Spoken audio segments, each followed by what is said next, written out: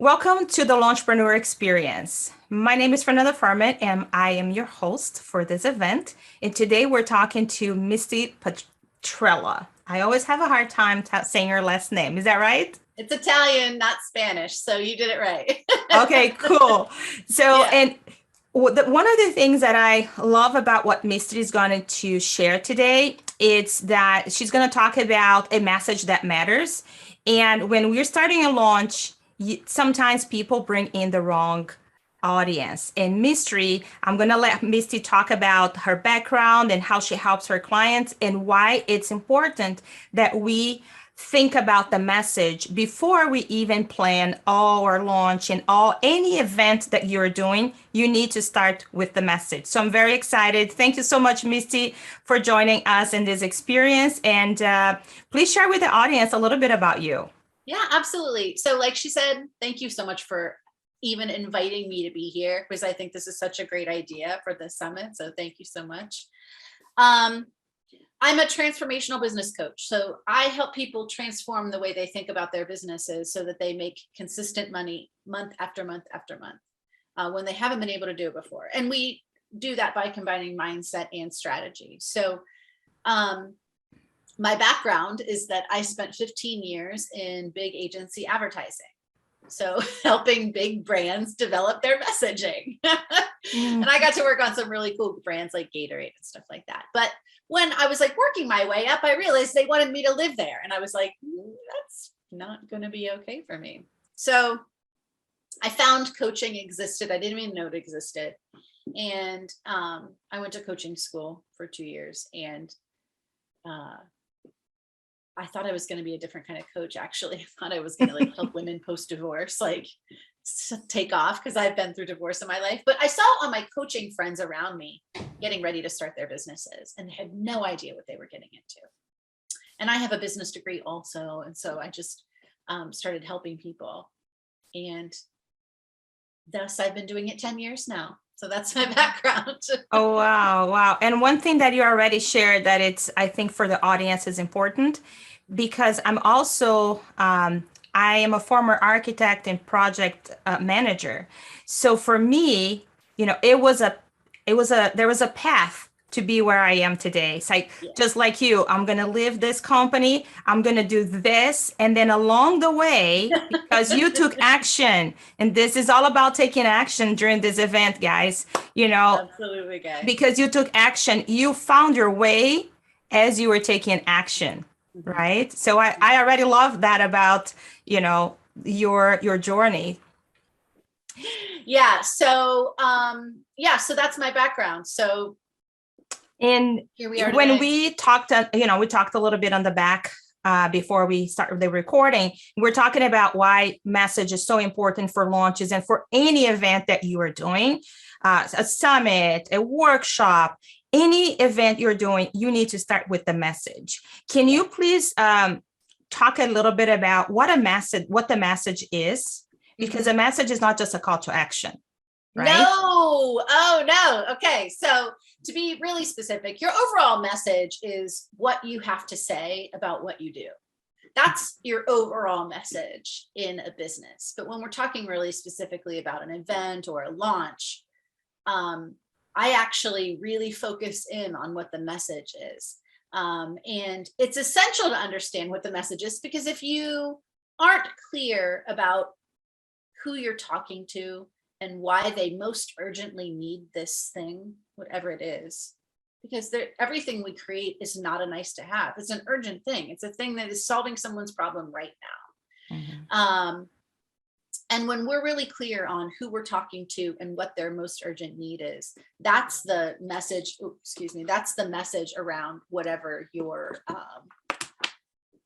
event is, or your launch, or whatever is coming up. Absolutely. Yeah, and the reason why that's so important, it's on the back end. When you think about your event, it's not about your offer only. Because when you think about your offer, you think about, and I hear that over and over and over, I'm going to have a launch and I'm going to sell my $10,000 coaching program. And that's what they focus on. Just like that. Launch, the type of event and what they're selling, right? And then what we see, and they try to get social sellers. Right. But if you are attracting the wrong audience into your event, it doesn't matter how amazing your event is. It doesn't matter how phenomenal, 100% closure you have in your, the salesperson that's working with you. It doesn't matter. You're going to see, you see over and over and over, engagement goes down. First day, hundreds of people. Second day, half. Third day, half of the half. And if you're lucky, you're going to end up your days with, 10 people if you don't have the right message. So true. That is the extremely practical reason why you need to have a strong message. Also, if you're not attracting anyone there's no one to even sell anything to in the first place. So having a powerful message, and powerful is, different for everyone's business, but having a message that is aligned to who you're trying to serve and what their needs are and how you help and all of these different, we'll talk about that in a little bit, but it is part of your job to understand this. It isn't a nice to have to understand what your message is. It is a required thing, because when you have it nailed down, when you understand what the most urgent need is, how this thing is going to benefit people's lives. I mean, these are the kind of things that make up a message of around an event. Then you can show up in the right places and attract in the right people. This cuts out a ton of time waste. This cuts out what you're talking about is the law of diminishing returns, right? Like, that's why we have to have so many people at the start of a launch, because inevitably you're going to lose people throughout the thing just because life happens. Right. Right. So having those right people in there in the first place. Whew. Yes, and that's what a lot of people call attraction. Your message, it's who's going to attract people. So Exactly. Can you give us like 2 examples? One, it's like a good message that's attracting the right people, let's say with a business example, and another one that is wrong. And I can give a lot of wrong ones here. Yes, I can. I can totally give you, so they're flooding into my brain right now. Okay, so cool. What you'll see a lot of times, and this is what I see a lot of times, and I was just helping a client through this like 2 days ago, because I help people with their copy a lot. That's because that just was my experience in advertising. I help with that a lot. So an example of a non-helpful piece of content is, I have a webinar coming up. It's on Tuesday. You need to be there. We're going to help you break through some of those old barriers. See you then. Bye. Like, comment below to sign up. Okay. Well, first of all, I have no idea who this is for, why I need to break through barriers. In so many cases, and this is what I see, when you see a lot of content where no one's responding to it, people feel lost. It's because we assume people know what we're talking about and why they should give a crap. And no one knows what you're talking about.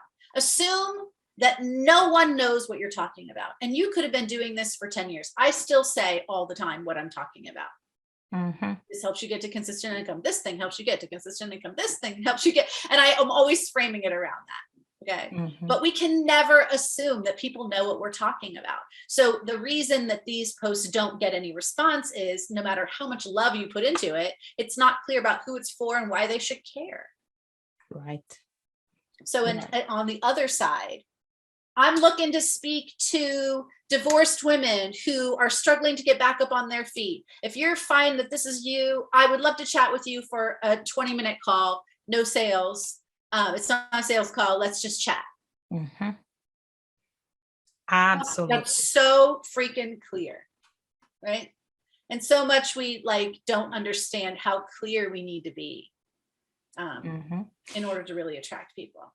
And one of the things, just touching on what you just said, that relates a lot of times to viral posts, right? Where people say, oh, my post went viral. I had 400 people commenting, but it was so broad that yes, you're going to have 400 people commenting. Now, are those the people you want inside of your event? Exactly. Okay. Exactly. And just to give like an example on the back end, I had a coach that I worked with that she had those viral posts happening day and night, like from different people in her team, and they were attracting thousands of people. Okay.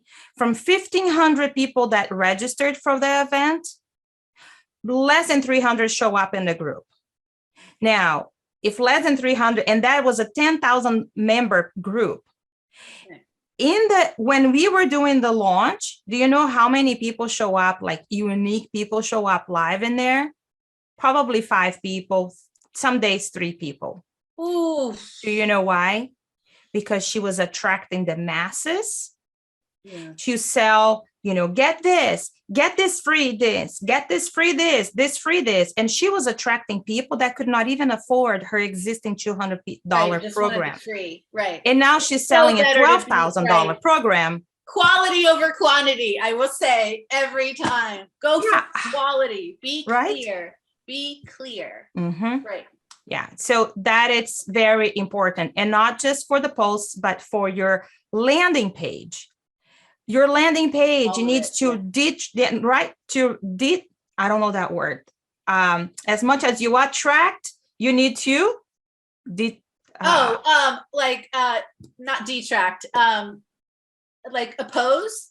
Yes, people should go there. Like to resist, like those other people, like they go away, right? Yes. Like they come in. This is for me. I'm in. This I have no interest. I'm out. Done. Here's what you should go for. Most of us go for vanilla content because we want to attract the most people possible. But if you go for a red light or a green light, I guess like this, instead of a yellow light, you will always get the clients you want. Mm-hmm. So can you tell, like, what is the structure of a message that really could be considered a powerful message, or that attracts the right, like you already said, one of the examples, but is there a structure to it? Well, there is a structure, but even more importantly, there's like the way that you think about it. We'll talk about both. Because I think you're also talking about like a post, right? Or are you talking about like the overall content, like a structure to the overall content? Yeah, the overall content, because there is a post that attracts, but then there is, they come, or a Facebook ads, like that first touch that people have with you where they make a decision to join you or not. It could be on the post, it could be on the Facebook ads, it could be on the registration page. Most people get so confused about, what do I say? What do I say? That's actually the question I hear the most from people. And I'm actually working on this with several clients at this moment. What do I say to attract the right people? Well, understanding, this is like probably counterintuitive, because I think most people try to think outside of their event or their launch to think up their content. But what I will say always is the best place to find your message for your event or for your launch is in the beliefs of the thing that you're doing. So if it's an event, if it's a paid event, if it's a, where people are coming and speaking live or something like this, I guess this is paid and not paid. Yes. Right. Yeah. So you share the beliefs of that thing. So if it's an event, why should people be at this thing? How will it change their life? What beliefs do you have about this event that make it different, better, or more special? How is this thing going to change their world? Those are the beliefs, the benefits about it. That actually, if you use that to create the content, then your content will inevitably walk into you talking about this thing. So you just, when we're selling an event on the sales page or whatever, we're so excited to talk about the logistics, meaning there's going to be 26 sessions, and then we're going to have worksheets, and you get a free thing, and then there's also other cool stuff, and we want to sell those elements, because as the creator of those elements, they're very exciting for us. We're like, this is so cool. I made the coolest thing in the whole world, and I got to design this stuff, and it was so fun. But that's not what people actually need to hear from us to buy our thing, to buy our event, to buy our launch, to buy our program, to buy whatever. They need to know why this thing is important for them to get the result they want in their life that they already want. Mm-hmm. And that's the benefits of the thing itself. This is why, this is like, how will your life be different if you're here? What will be easier? What will you understand? What clarity will you have? These are like, in every case, you need to sell the benefits of the thing, not the tool itself. And we usually get so excited to sell the tool because we're geeked about our tool. But that's not what people need to hear to buy from us, to come to our event. Because even if it's a free event, you're still selling people to be there. Mm-hmm. Yeah. So having the benefits to that end user is the content. It is the content. And it's so true, because there is an example in my own life that somebody was trying to sell me something and I wanted that, but it was just like, yeah, good. Yeah, cool. Yeah, okay. But at one point I said, how much time? It just sounds like it's going to be a lot of, work, because it's going to be 2 hours of this, 3 hours of that.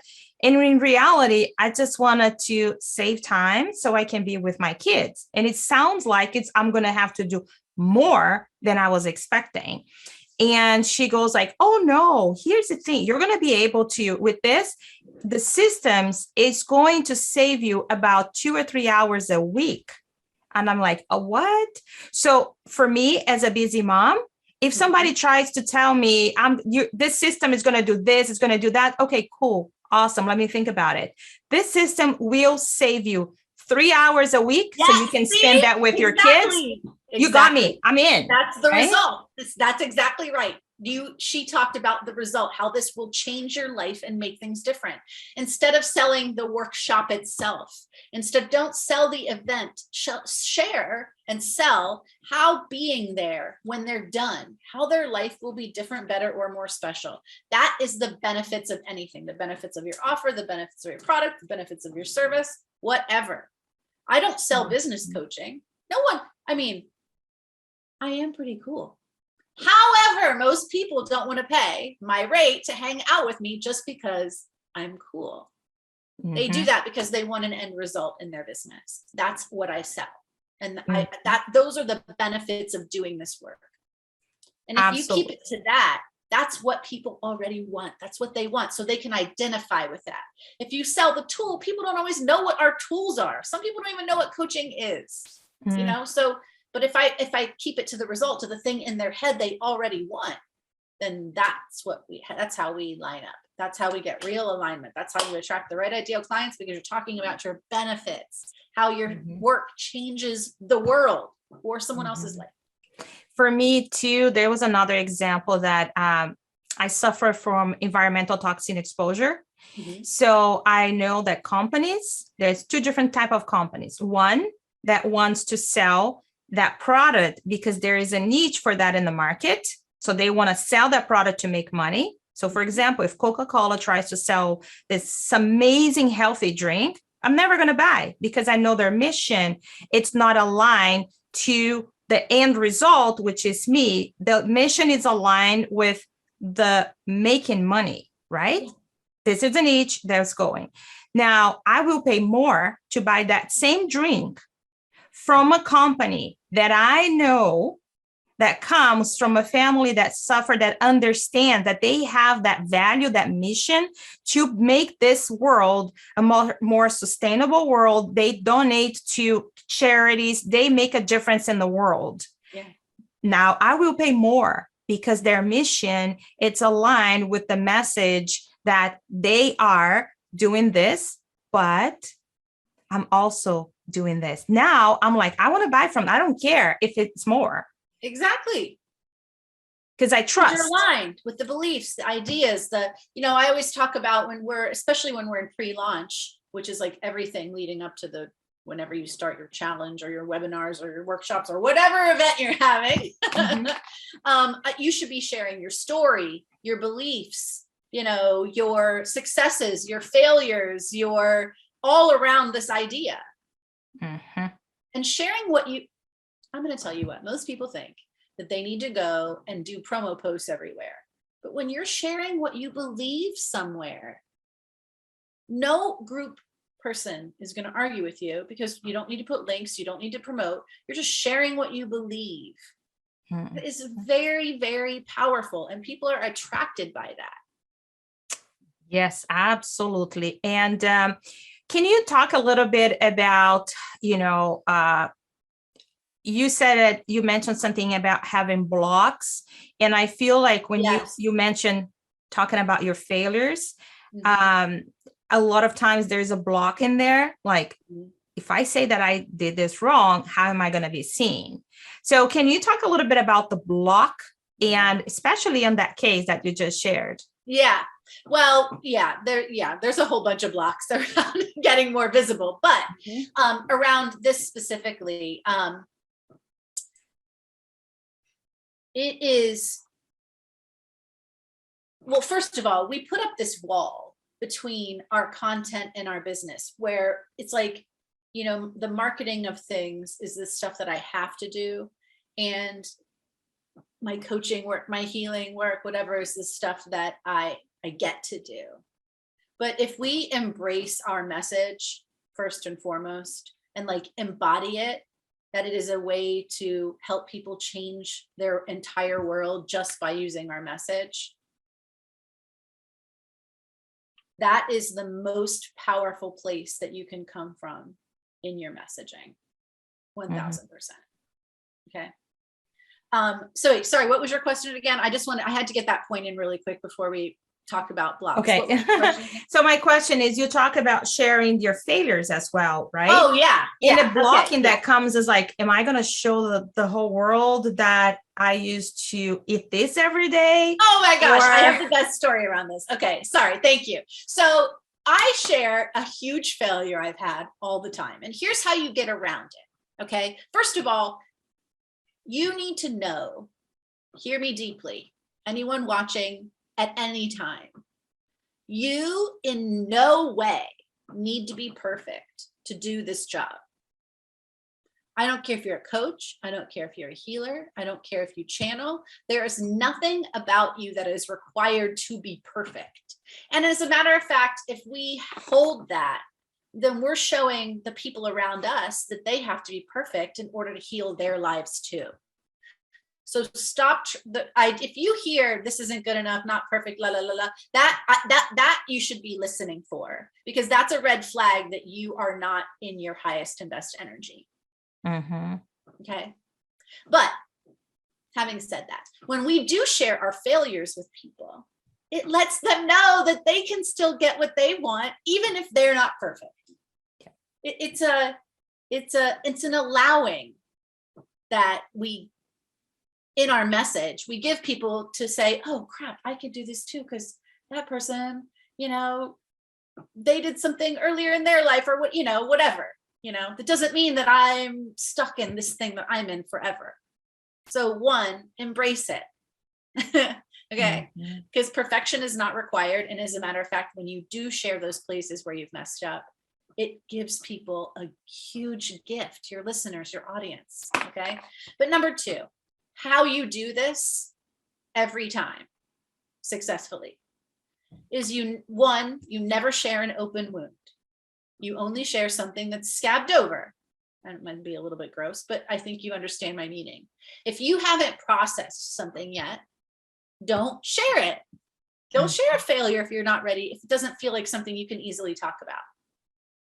Okay. Or hear comments about it. Right. And I'll share a huge failure of mine in just a second. But two, or I guess this is three, is if you're sharing a failure, share the lesson. That keeps you in leadership of it. Share the lesson. Here's what I did that messed me up, but here's what I learned from it. And here's what I want you to take away from me messing up. And that's why I'm sharing it with you in the first place. Use your failures as a way to show people how to move through the thing you failed through. If you do it that way, instead of like, oh, I did a thing, I'm so bad, then you stay in leadership of it. And people will follow right along, like, oh man, she's so cool. She did this. She made her way through that. That's so amazing. I can too. I'll just do what she said. True. Huge failure I share all the time. Well, one, I share my story around that I was divorced. So that in of itself is a failure. But around entrepreneurship, I teach messaging and marketing, but I also teach sales. I talk about them equally. They're equally important in your business. And one of the places I talk about is a huge failure is that I thought that when I was in coaching school, I just was supposed to give away coaching and people would pay me like to buy more packages. That's not how it works. Okay. And so I gave away over 150 discovery calls of like coaching and strategy before I was like, I'm in trouble and I need to fix this, because if I don't fix it, it's going to shut my business down. So like, I share that because I want people to know that no matter how bad you feel about selling, I messed it up way worse. I messed it up way worse than you can mess it up. And because I did that, I found a really loving, connected way through the sales process that I teach to people all the time. And it's, most people don't feel it. Well, not most people. No one I've talked to has ever felt sold by me in any way. They don't feel pushed on. They're not like, this is icky. I felt yucky. It's not like that. It's very loving. Okay. So I call it like failing forward. You know, well, I don't call it, other people call it that. It's somebody else invented that word. I'm not even sure who, but you know what I'm saying? Like, trademark, failing forward. If you're going to fail, which inevitably we all do, so stop trying to hold yourself to some ridiculous standard. Use it as a lesson for people. And people love that. They love it. Yeah. And they can relate. And what you're saying, even in friendships, right? I have a friend that everything is so perfect in her life that I didn't even feel like coming to her when my life was not perfect. It has like never been perfect. Right. Right. But I just felt like she had it all together. The marriage is perfect. The Pinterest pictures are amazing. And I didn't ever felt like I could go to her to share anything that was happening to me. And she was the person that could have supported me had I known years later that her marriage was a struggle. That all the things that were happening, that she didn't clean her house, the only rooms that we saw clean were the worst that we had access to it, but the other rooms were a mess. And then one day she shared, no, people come over and just grab everything and put it in other rooms. I'm like, what? And when I learned about it, I just felt like she could have helped me a lot when I needed, because I trust her. Yeah. But she was the too perfect image. Right. It makes you unrelatable. Unrelatable. Exactly. Yeah. And I feel that's why, having that message in the first place, it's so important for any event. So you want to attract the right people, not just numbers. Now, if your goal is to just grow your email list so you can have an email list size to be in certain events, then for all means, go for, right? Because that's your goal. My goal size is to have 100,000 people in my email list, 500,000 people in my email list, so I can go to, the New York Times and have my book published. Right. That's your goal. But if your goal is to transform people's lives, right, you can't go with the same mindset that I'm just going to onboard anybody, because that costs you time, energy, resources. And as you said, 150, calls later, really, do I need that? If you had pre-screened them before with your message, yes, you would probably have like less than half and more quality time to the people that really mattered. So true, you guys. So true. It's so true. Your message can be a powerful screener. And that's why I say go for red or green, not yellow. Be bold in whatever way is your style. Everyone has their own style about bold and provocative, but be bold and provocative. Say things that people aren't willing to say. It's so important Yeah. I talk And about that's, anti-hustle. Well, there are some people that say anti-hustle, but most people will tell you to lean in and pile through to make your business happen. And I'm telling you, stop doing that. So I'm a contrarian. I believe like what's contrary to what like most people are saying. And you Mhm. know what those things are in your business. You just have to tease them out. Absolutely. And stand by it, because when Yes. you are being authentic in your message, not trying to copy other people, and that's where it's not your message, it's somebody else's message, right? And we all relate to people in a different ways. Like you're saying, show who you are. Like I don't Yes. curse, Mm-mm. I don't judge people who does, but I cannot be coached by somebody that curses every single, every other word. It's just me. Right. Now there's Julia here that curses a lot, and she relates to that person, and she's like, that's my coach. We can talk F Exactly. words, every other word. It's like, and again, there's nothing wrong. You just need to attract the people that you want to work with, like I will starting with tell, you. right. Do I want to work with somebody that, is going to judge me for everything I say, or going to be like, no, that's not true? What? Exactly. That's why I always say, like, be yourself 1000% in your message. Oh, it just Yeah. got really dark here. It's going to start raining. Be yourself 1000% here in your message, because, the more I'm very spiritual. I talk about it all the time in my personal life. And the more I infuse that into my business, the more I attract those people who Yeah. I love to geek out with around spirituality and business. I'm even infusing that into what I say I do, because I work with heart-centered and spiritual entrepreneurs, which is sort of a newer thing, newer way for me to phrase that. And so, because it's just more fun when you're working with people that are aligned with the way you think, feel, behave, act, whatever, or are working to align with the way you think, feel, and behave and act, how you're, because you're probably in leadership in some way. It's so much more fun than like having to drag people through the mud who don't believe in like what you're up to and what you're doing. Yeah. And you do that by being yourself in your message. So, 100%. Misti, I so appreciate everything you shared here. And Misti shared a free gift when you register for this event, which is the perfect testimonial method, because that it's part of somebody else telling your story, somebody else advocating for you. So you want to grab that and start using that today.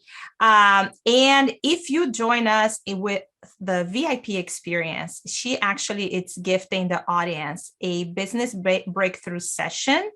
And she's going to go, and do work on your message and do that breakthrough with you on that call. So make sure you join us for that experience. And she also has an action step, and I'm going to let you close with the action step.